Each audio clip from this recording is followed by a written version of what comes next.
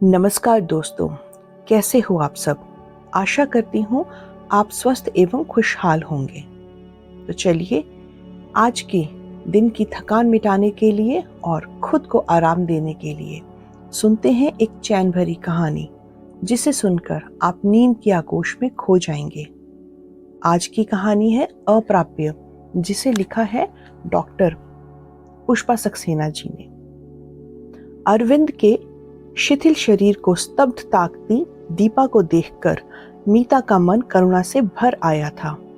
जी चाह रहा था किसी तरह अरविंद को झकझोर कर जगा पाती, उससे पूछ सकती, अपने हुक्म की गुलाम इस दीपा को किसके सहारे छोड़े जा रहे हो? क्या करेगी ये लड़की? हर पल तुम्हारे जा बेजा हुक्म बजाते रहने की बुरी आदत पाल ली थी इसने। कैसे झेल सकेगी सन्नाटे की इस आवाज को? अम्मा जी बड़े गर्व से कहा करती, हमारी दीपा ने तो अरविंद की हर इच्छा अनिच्छा ओढ़ रखी है। ये बहू तो हमारे खानदान की नाक है। बात पूरी करती अम्मा जी मीता की ओर व्यंग्यपूर्ण दृष्टि डाल पान की पीक थूक देती थी। माँ की जिद के कारण घर के छोटे बेटे अरविंद को बड़े भाई आलोक के विवाह से पहले परिणय सूत्र में बंध जाना पड़ा था। इसीलिए रिश्ते में देवरानी होते हुए भी दीपा ने मीता के स्थान पर पहले ही बड़ी बहू के दायित्व ग्रहण कर लिए थे। आलोक मीता से विवाह करने की जिद पर अड़ गया था। मीता ने अपने शोध कार्य के पूरा करने के बाद ही विवाह की स्वीकृति दी थी। बड़े बेटे के लिए अम्मा जी ने बड़े चाव से दीपा का चयन किया था। पुत्र पर अपने अधिकार के बल पर ही उन्होंने बिना पुत्र से बात किए बात भी पक्की कर डाली थी। लेकिन बेटे की ना पर माँ का मातृत्व आहत होना स्वाभाविक ही था। अपने बड़े बेटे की जिद से माँ पूर्णतः परिचित थी। अंततः छोटे बेटे अरविंद पर ही उन्होंने अपने अधिकार का प्रयोग किया था। दीपा से अपने विवाह की बात सुनते ही अरविंद झुंझला उठा था। उस लड़की से मैं ब्याह करूंगा? उसमें क्या देखा है तुमने माँ? क्यों, क्या कमी है लड़की में? ऐसा उजला रंग भला कायस्थों में देखा है क्या कभी? ऐसा रंग 4 दिन की धूप में जलकर खाक हो जाएगा। ठीक है, यही दिन देखने के लिए तो मैं जिंदा बैठी हूँ। भगवान थे तेरे पिताजी जो पहले ही चले गए और मुझे इन बेटों के हवाले सौंप कर चले गए। माँ ने आंचल को आंखों से लगा लिया था। अब अरविंद परेशान हो उठा। भला ये भी कोई बात हुई? बड़े भैया शादी नहीं करेंगे तो बलि का बकरा मुझे बनाया जाएगा? कौन कहता है तू बलि का बकरा बनेगा? एक बार दीपा को देख तो ले अरविंद। ना नहीं कह सकेगा।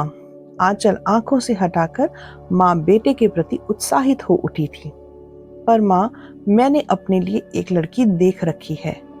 झिझकते हुए अरविंद अचानक ही कह उठा था। क्या, अब तूने भी लड़की देख ली? इतना साहस बड़े भाई को देखकर ही हुआ है ना?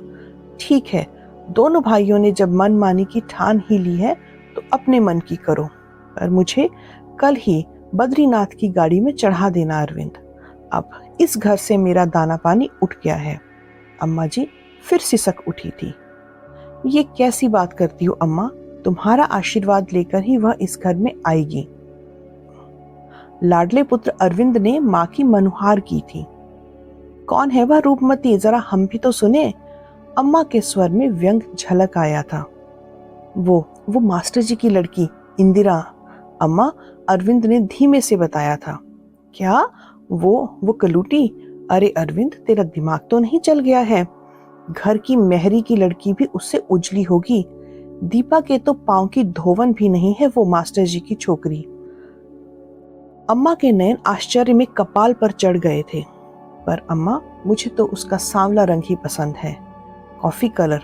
तुम तो जानती हो मुझे दूध से ज्यादा कॉफी पसंद है अम्मा। अरविंद ने निरर्थक परिहास करना चाहा था। भाड़ में जाए तेरी कॉफी। कान खोलकर सुन ले अरविंद, वो मास्टर जी की छोरी अगर इस घर में आई तो मैं बद्रीनाथ धाम में जाकर बस जाऊंगी, समझा? माँ ने अपना 2 टूक निर्णय सुना दिया था। ठीक है माँ, वह नहीं आएगी, पर मैं भी तुम्हारी चुनी लड़की से शादी नहीं करूंगा। अब अरविंद भी अपनी जिद पर अड़ गया था। माँ तो माँ ही होती है। अम्मा जी ने उसी दिन से भूख हड़ताल शुरू कर दी थी। बड़ा पुत्र आलोक बाहर नौकरी पर रहता था, अतः अम्मा जी का लाड प्यार और जोर जबरदस्ती सब छोटे अरविंद को ही झेलनी पड़ती थी। 1-2 दिन के झगड़े के बाद अरविंद ने हथियार डाल दिए थे। ठीक है अम्मा, जो तुम्हारी इच्छा हो कर लो, पर बाद में अच्छे बुरे के लिए मुझे दोष ना देना। अरे एक बार दीपा को देख तो ले, सब भूल जाएगा। तो मैं तैयारी करूं? अम्मा अत्यधिक उत्साहित हो उठी थी। पर अम्मा, बड़े भैया से पहले मेरा विवाह कैसे होगा? अरविंद मानो ये विवाह टालना चाहता था। तेरे बड़े भैया की तो बातें ही निराली है अरविंद। वो तो शादी के पहले ही जोरू का गुलाम बन गया है। उसकी शादी तभी होगी जब उसकी होने वाली श्रीमती जी का ऑर्डर होगा। इधर दीपा और उसकी 2 छोटी बहनें तीनों ही कुंवारे हैं। उनकी भी तो शादी की जल्दी है उसके माँ बाप को। जब तक बड़ी बेटी ससुराल नहीं जाएगी, छोटी बेटियों का ब्याह कैसे करेंगे वो लोग? अम्मा जी की दलीलों ने अरविंद को परास्त कर दिया था। माँ के प्यार का मोल तो चुकाना ही था। आनन फानन अम्मा जी ने तैयारी कर डाली थी।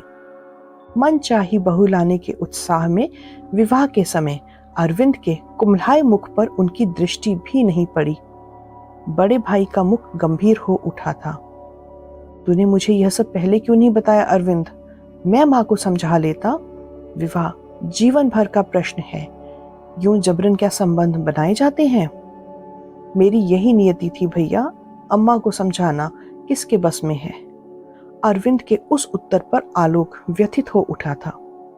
अपने कारण भाई के उस त्याग के प्रति वे खुद को दोषी ठहरा रहे थे, लेकिन विवश थे। दीपा का मुख देख आलोक ने शांति की सांस ली थी। सचमुच अम्मा का चयन गलत नहीं था। दीपा के उजले चेहरे पर शांति और सौम्यता का अद्भुत समन्वय था। अम्मा के अतिशय लाड दुलार ने अरविंद को जहां कुछ ज्यादा ही सिर चढ़ा लिया था, वहीं बड़े घर की बड़ी बेटी होने के नाते दीपा में अपार सहन शक्ति और धैर्य था। विवाह के बाद नौकरी पर वापस जाते समय आलोक ने पांव छूती दीपा को हृदय से आशीर्वाद दिया था। सदा सुखी रहो और देखो, अम्मा के इस लाडले अरविंद पर अपना अंकुश बनाए रखना, वरना ये बेहाथ हो जाएगा। आलोक को अम्मा के पत्रों से घर की सूचना मिलती रहती थी। दीपा ने घर का सारा काम संभाल लिया।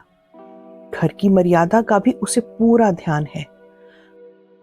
बड़े छोटों के प्रति किसी भी व्यवहार में वह कहीं चूक नहीं करती थी। अब आलोक को भी जल्दी विवाह कर लेना चाहिए, वरना ऐसा ना हो कि छोटी बहू ही घर की बड़ी बहू बन जाए। आलोक ने अरविंद को भी पत्र लिखे थे। उसके संक्षिप्त उत्तरों में वह दीपा के प्रति उन्हीं प्रशंसा के शब्दों को खोजता था जो अम्मा के पत्रों की हर पंक्ति में उभर कर आते थे। लेकिन दीपा के प्रति अरविंद का नितांत मौन आलोक की चिंता का विषय था। अंततः मीता का भी शोध कार्य पूर्ण हुआ और जल्दी ही आलोक और मीता परिणय सूत्र में बंध गए थे। दोनों ने कुछ गिने चुने आत्मीय और मित्र लोगों को ही विवाह में आमंत्रित किया था। सादे से विवाह समारोह के बाद मीता ने जब घर में प्रवेश किया तो अम्मा के मुख पर वो उत्साह नहीं मिला जो दीपा के बहू बनकर घर में आते समय परिलक्षित था। आरती की थाली लिए खड़ी मेहरी को देख आलोक चौंक गया था, पर तभी अम्मा ने स्थिति स्पष्ट की थी। भैया, तुमने नए फैशन से विवाह किया है, सो बता दो, आरती उतारूं या नहीं? कहीं तुम्हारी बहू हमें पुराने फैशन का ना बता दे। अम्मा जी, हमें तो आपका आशीर्वाद चाहिए। आपकी जो इच्छा हो हमें मान्य होगी। मीठी आवाज में अम्मा को निरुत्तर कर मीता उनके पांव पर झुक गई थी। दीपा ने अत्यंत आदर से मीता के पांव छूने चाहे थे, पर बीच में ही स्नेह से उठा मीता ने उसे अपने वक्ष से सटा लिया था। तुम्हें मीता दीदी कहूं, ठीक रहेगा ना? उत्सुकता से दीपा ने पूछा था। बस मीता चलेगा, हल्की मुस्कान के साथ मीता ने उत्तर दिया था। पर रिश्ते में तो आप मेरी जेठानी हो, फिर भला मैं आपका नाम कैसे ले सकती हूँ? लेकिन इस घर में पहले तो तुम आई हो, इस नाते मुझसे बड़ी तो तुम हुई ना। मीता ने दीपा की समस्या का समाधान खोजना चाहा था। उम्र, शिक्षा, योग्यता सब में आप मुझसे आगे हो, और फिर मेरी कोई बड़ी बहन भी नहीं है, इसलिए अगर दीदी कहूं तो आपको बुरा तो नहीं लगेगा दीदी? अरे पगली, तू प्यार से मुझे कुछ भी पुकारे, मुझे स्वीकार है। पर रिश्ता हम दोनों का सच्चे मित्रों का होगा। बोलो, है स्वीकार? पिता की फैली हथेली पर विश्वास के साथ दीपा ने अपना हाथ धर दिया था। 2-4 दिनों में ही दीपा की स्थिति देखकर मीता विस्मित हो उठी थी। हर पल अरविंद का कोई ना कोई आदेश दीपा को मिलता ही रहता था। एक ओर आने वालों को चाय नाश्ता पकड़ाती, दूसरी ओर अरविंद के लिए कपड़े निकाल कोल्ड ड्रिंक्स तैयार करती। उतनी ही देर में अरविंद का कोई नया हुक्म जारी हो जाता। कभी कभी तो आदेशों की हद ही हो जाती। रात के 2-3 बजे तक दीपा जिस तरह घर के हर प्राणी के हुक्म बजाती, मीता की कल्पना से परे था। सुबह 5 बजे नल आता था। पानी भरने के दायित्व से लेकर घर के हर छोटे बड़े कामों की दीपा की ही जिम्मेदारी थी। नंदों और उनके बच्चों की हर फरमाइश पूरी करती दीपा के चेहरे पर जरा सी शिकन तक नहीं आती थी। तू तो रात में कभी 2 घंटे की नींद भी चैन से सो पाती है क्या दीपा? मीता का प्रश्न स्वाभाविक था। अब तो आदत सी हो गई है दीदी, दीपा ने बड़े ही शांत स्वभाव से उत्तर दिया। अच्छा दीपा, एक बात ये तो बता, अभी तेरे विवाह को 2 वर्ष ही हुए हैं, पर तू इस तरह से मुरझा सी गई है। बेबी की भी तू ठीक ढंग से परवाह नहीं करती। मीता देखती कि दीपा अपनी 5 माह की बच्ची के रोने पर भी अधिक ध्यान नहीं दे पाती थी। घर का ही कोई प्राणी उसे उठाकर जब दीपा को थमा दे तो ठीक, वरना वह तो अपने कामों में ही व्यस्त चक्कर घिन्नी सी पूरे घर में चक्कर काटती रहती थी। अम्मा जी तो उसे देख ही लेती हैं, लेकिन मुझे तो सबको देखना होता है ना दीदी। ऐसी भी क्या बात है, तू सबको बिगाड़ रही है? जरा अपना भी ध्यान रख दीपा, देख कैसा मुंह निकल आया है तेरा। मीता के स्नेहपूर्ण शब्दों पर उसके नैन छलछला आए थे। आलोक और मीता के जाते समय दीपा के नैन भर आए थे। कुछ दिन और रह जाती दीदी, उदास मुख से दीपा ने कहा था।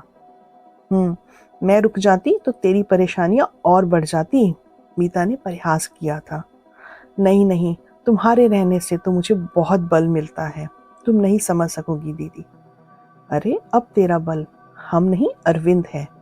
मीता की इस बात पर दीपा मौन रह गई थी।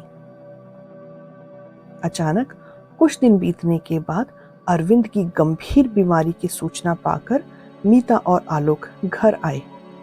अजीब बीमारी थी, अरविंद का पूरा शरीर सूज गया था। उसकी हालत देखकर आलोक तो घबरा ही उठे थे। किस डॉक्टर को दिखाया है अम्मा? डॉक्टर दास देख कर गए हैं, पर उनका कहना है कि बड़े हॉस्पिटल में पूरी जांच कराना ठीक है, अम्मा ने उदास स्वर में जवाब दिया था। फिर देरी किस बात की है अम्मा, आज ही हॉस्पिटल में भर्ती करा देते हैं। आलोक की व्यग्रता स्पष्ट थी। नहीं नहीं, मैं हॉस्पिटल में भर्ती नहीं होऊंगा भैया, प्रयासपूर्वक आंखें खोल अरविंद ने कहा था। हर बात में जिद करना ठीक नहीं है अरविंद, डॉक्टर की राय सभी मानते हैं। मुझे पहले खबर क्यों नहीं दी अम्मा? आलोक ने शिकायत की थी। मैं क्या खबर देती, उस दिन ऑफिस में अचानक से चक्कर खाकर गिर गया। लाख मना किया, तब जाकर कहीं घर में आराम किया, लेकिन दूसरे दिन फिर ऑफिस चला गया। नतीजा सामने है। अम्मा का रोष स्वाभाविक था। अरविंद की गंभीर बीमारी में भी दीपा को सहज भाव से काम निपटाते देख मीता चकित हो उठी थी। मीता और आलोक के सामने चाय बिस्किट रख दीपा जैसे ही मुड़ी, अरविंद का तेज स्वर दीपा को चौंका गया था। कब से सैंडविच मांग रहा हूँ, कब दोगी? जब मैं खत्म हो जाऊंगा। दीपा ने पलटकर एक पल के लिए अरविंद को देखा भर था, पर उसी शांत भाव से बाहर चली गई थी। उसके बाहर जाते ही आलोक ने मीठे स्वर में अरविंद को झिड़क दिया था। अरे, इस तरह नाराज होते हैं क्या बेचारी पर? वो सारा दिन रात पिसती रहती है, उसको भी तो इस समय शांति और सांत्वना चाहिए। मुझे कोई मतलब नहीं है भैया। ऑफिस में जब बेहोशी टूटी तो लगा कि बस अम्मा को देख लूं। वे लोग जबरन हॉस्पिटल ले जाना चाह रहे थे, पर मैं घर आ गया। अम्मा को देखे बिना तो मैं प्राण भी नहीं त्याग सकता। अरविंद का वाक्य समाप्त होने के साथ ही दीपा ने सैंडविच की प्लेट सामने रख दी थी। निश्चय ही अरविंद की बात दीपा ने स्पष्ट सुनी थी। मीता उसके चेहरे की ओर दृष्टि उठाने का साहस भी न कर सकी थी। रात के एकांत में दीपा को छत पर जाते देख मीता उसके पास खड़ी हो गई थी। कैसी है दीपा तू? स्नेह विगलित स्वर में मीता ने प्रश्न किया था। उत्तर में दीपा टूटकर मीता के वक्ष से जा लगी थी। सिसकियों का बांध टूटने में ही नहीं आ रहा था। क्यों व्यर्थ ही परेशान हो रही है दीपा? अरविंद जल्दी ही ठीक हो जाएंगे। आलोक के सामने उनकी कोई जिद नहीं चलेगी। स्नेह में दीपा के केश सहलाती मीता का मन भर आया था। दीदी, अभी जो कह रहे थे तुमने सुना था ना? कौन सी बात? मीता ने जानकर भी अनजान बनना चाहा था। तुम ही बताओ ना दीदी, मैं इस घर में क्या स्थान रखती हूँ? किस पर अधिकार है मेरा? दीपा के स्वर की विकलता मीता को छू गई थी। इस घर की सबसे प्यारी बहू है तू। सच कहूं तो तू है इस घर की बड़ी बहू। तेरे सामने तो मैं अपने को बहुत छोटा पाती हूँ दीपा। सिर्फ घर की बहू ना दीदी, पर जिसके नाते ये संबोधन मिला है उसकी दृष्टि में मैं क्या हूँ दीदी? दीपा के नैनों में न जाने कौन सी आग जल उठी थी। तू अरविंद की पत्नी ही नहीं, उसकी प्रेरणा भी है दीपा। तभी तो उस दिन ऑफिस में बेहोशी टूटने पर उन्होंने सिर्फ और सिर्फ अम्मा जी को देख पाने की कामना की थी दीदी।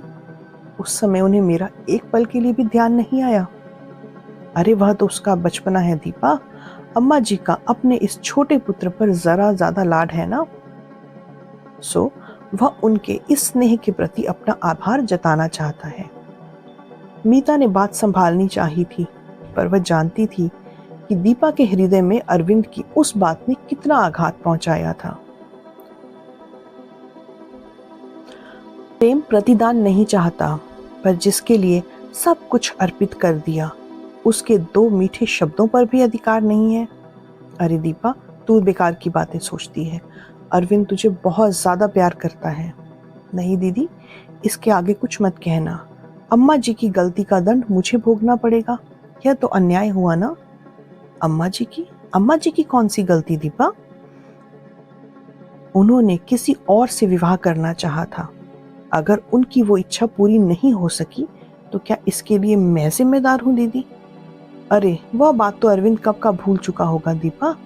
तुझ जैसी पत्नी पाकर कोई भी धन्य होगा। अम्मा जी तो तेरे गुण गाती नहीं थकती। लेकिन सिर्फ अम्मा जी की बहू बनकर क्या जिया जा सकता है दीदी? दीपा ने अपनी प्रश्नवाचक दृष्टि मीता के मुख पर निबद्ध कर दी थी। याद आया मीता को पिछली बार नंदों के सामने अम्मा जी अरविंद के गुणगान किस कदर गाती थी। अरे बेला, इस अरविंद को देख, इतनी साड़ियां पड़ी हैं मेरे पास, पर जब भी कहीं जाता है दो चार उठा लाता है। मैंने 1000 बार कहा, अब तू मेरा ध्यान छोड़, दीपा के लिए सामान लाया कर। मेरी बात सुनते ही बोल उठा, मैं तुम्हें लाता हूँ, तुम्हें उसे जो देना है तुम ला कर दो। अम्मा जी के मुख पर ढेर सारा वात्सल्य का घर छलक आया था। बड़ी ननद रजनी ने भी अम्मा की हाँ में हाँ मिलाई थी। सच, हमने तो कभी नहीं सोचा था कि ये अरविंद इतना बदल जाएगा। कितना शैतान हुआ करता था बचपन में, पर अब तो इसने सारे घर की जिम्मेदारी संभाल ली है। अम्मा को तो पलंग से पांव नीचे नहीं धरने देते अरविंद भैया। असली राज तो अम्मा छोटे बेटे के कारण ही कर रही है। छोटे ननद बेला ने अप्रत्यक्ष रूप से बड़े भाई की अकर्मण्यता पर छींटा डाला था। उन सब तारीफों में दीपा कहाँ थी? क्या खास किया है उसने? सबकी खातिरदारी में गर्मियों में रसोई घर में तपती दीपा घर के हर व्यक्ति के आदेश पर बस दौड़ती ही तो रहती है। अरविंद तो जैसे सबको ये दिखाकर निहायत संतोष पाता कि देखो, परिवार वालों के लिए उसने अपनी पत्नी समर्पित कर दी है। हर छुट्टी में घर के सारे सदस्य इकट्ठे होते, गप्पे मारी जाती, पर दीपा उनमें कब सम्मिलित होती थी? मीता ने कितनी बार अरविंद और दीपा को अपने घर आने के लिए आमंत्रित किया था, पर अरविंद हमेशा कोई ना कोई बहाना बना के टाल जाया करता था। मीता को कभी कभी अपराध बोध भी होता था कि वह तो यहाँ स्वतंत्र जीवन जी रही है, पर दीपा उसे तो जैसे उम्र कैद ही हो गई है। दीदी, तुम चुप क्यों हो गई? दीपा के प्रश्न ने मानो मीता को चैतन्य कर दिया था। उत्तर देने की दुविधा ने आलोक ने उबार लिया था। अरे, तुम दोनों यहाँ खड़ी हो, वहीं अम्मा अरविंद के लिए साबूदाना मांग रही है। आलोक की बात समाप्त होते ना होते दीपा भागते हुए सीढ़ियां उतर गई थी। क्या बात है मीता, बहुत गंभीर दिख रही हो, क्या अम्मा ने कुछ कहा है? आलोक मीता का कितना ध्यान रखते हो, और एक वो अरविंद है कि। सुनो, इस बार जब अरविंद ठीक हो जाए उन्हें जबरदस्ती दीपा के साथ अपने पास बुलाना है। ठीक है, लेकिन क्या कोई खास बात है? आलोक चिंतित हो उठे थे। यूं घर के कामों में पिसती दीपा को भी तो खुली हवा में सांस लेने का अधिकार है ना। ये बात तो ठीक कह रही हो, पर कभी कभी लगता है अम्मा की अरविंद के प्रति ज्यादती का दंड दीपा भर रही है। अब आलोक भी गंभीर हो उठे थे। अरविंद के सभी आवश्यक परीक्षण हॉस्पिटल में करा चुकने के बाद जब रिपोर्ट आई तो आलोक एकदम से गंभीर हो उठे थे। एकांत में अम्मा जी के पास जाकर उन्होंने पूछा, क्या अरविंद बहुत पीने लगा है अम्मा? नहीं नहीं, वैसा कुछ नहीं है, बस दोस्तों के साथ कभी कभी यदा कदा हो जाती है। क्या दीपा ने शिकायत की है तुझसे? अम्मा सतर्क हो उठी थी। दीपा का नाम क्यों लिया तुमने अम्मा? असल में वह अरविंद से शराब को लेकर झगड़ती रहती है, इसीलिए मुझे लगा शायद दीपा ने ही शिकायत की होगी। दीपा मना करती है फिर भी अरविंद पीता है अम्मा, और सबसे बड़ी बात, तुम भी उसे नहीं रोकती। अरे, अब मैं कहाँ इनके झंझटों में पड़ूं, आपस की बात है, दोनों जाने, मैं बीच में नहीं पड़ती। और किसी और बात में तो तुमने इन दोनों को कभी अकेला नहीं छोड़ा, बस इसी बात के लिए उन दोनों को छोड़ दिया। आलोक का स्वर रिक्त हो उठा था। आखिर बात क्या है, तू बताता क्यों नहीं?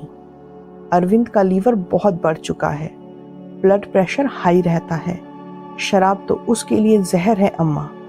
हे भगवान, अब क्या होगा? अम्मा चिंतित हो उठी थी। अरविंद को परहेज करना होगा, शराब को वो हाथ तक ना लगाए, हमें यही ध्यान रखना है। तू उसे समझा, शायद तेरी बात मान जाए। कोशिश करूंगा। आलोक बस इतना कहकर बाहर चले गए थे। 1 सप्ताह के बाद आलोक और मीता को वापस जाना पड़ा था। पांव छूती दीपा के सिर पर हाथ धरते आलोक का मुंह गहन गंभीर हो उठा था। घर पहुंचने के कुछ दिनों के बाद दीपा का पत्र आया था। दीदी, आलोक भाई साहब ने जब इनकी गंभीर हालत के विषय में बताया, मैं बहुत चिंतित हो गई थी। पिछले 2 वर्षों में मेरे स्थान पर शायद इन्होंने शराब को ही अपना लिया था। हर बार मेरी मिन्नतें निरर्थक हो गई। इस बार भी वही अंजाम निकला, इसीलिए इस बार मैंने इंदिरा जी का सहारा लिया। अम्मा जी जब रजनी दीदी के घर गई थी, मैंने इंदिरा जी को वस्तु स्थिति बता अनुरोध किया कि वे इन्हें शराब पीने से मना करें। जानती हो दीदी, इंदिरा जी को मेरे साथ देखकर अरविंद जी का चेहरा फीका पड़ गया था। इंदिरा जी ने शराब ना पीने की बात कही, तब ये एकदम चुप हो गए। उनसे बात करना तो दूर, हाना भी नहीं की।